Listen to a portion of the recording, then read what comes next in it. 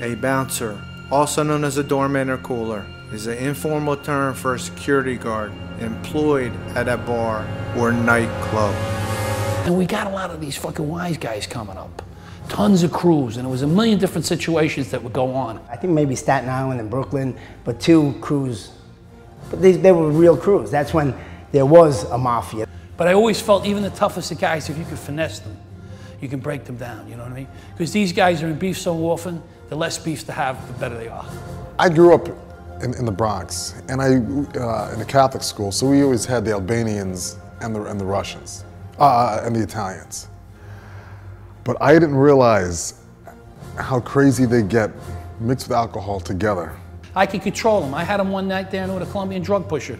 And another guy we know who owned the who was a part owner, came up and flamed him. And he called him, "You long-haired fucking faggot, I'm gonna blow your brains off." And I said, "Sit down."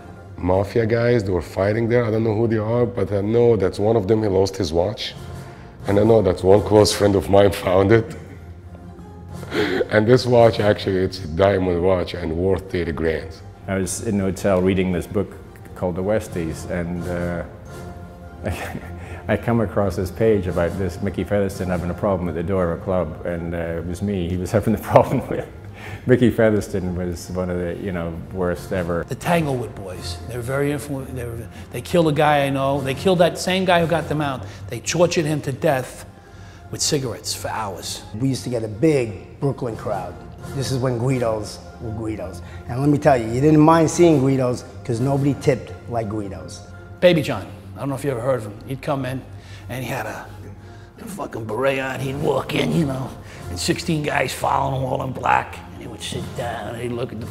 I went to Blue, I said, "Hey, we got, John Gotti here, this and that and everything." And next thing we know, they came in, had a great time. Directly involved with Della Croce. And there was a little issue there. And I'll never forget it. Ernie sent the word over to Little John. Little John was a real good guy. And they left like that, no problem. All these gangsters from Brooklyn, stabbing somebody and was offer. It wasn't good things. "She's with me. Do you know who I am?" So he gave me his name. I'm not going to tell you his name for reasons. I looked at him and I said, I'm going to pull the rug from Neethu. I'm going, "That's right. Your father was the famous Italian civil rights leader in the 70s. That's when these kids would all go out, all the young ones, pockets full of money. They didn't know how long they were going to be able to spend it because the lifestyles they were leading, and they ran hard. Till there was about 4 or 5 Albanians who I was trying to take one out, and the 3, 4 guys was trying to calm me down, like let them go, and next thing you know, they're shoving on me. One is swinging a Heineken at me. I weaved it, fighting 2 of them, till I was able to throw them through some double doors where there was security, and I was able to yell out, "Help!" And from then on out, I definitely learned to start carrying that radio with me.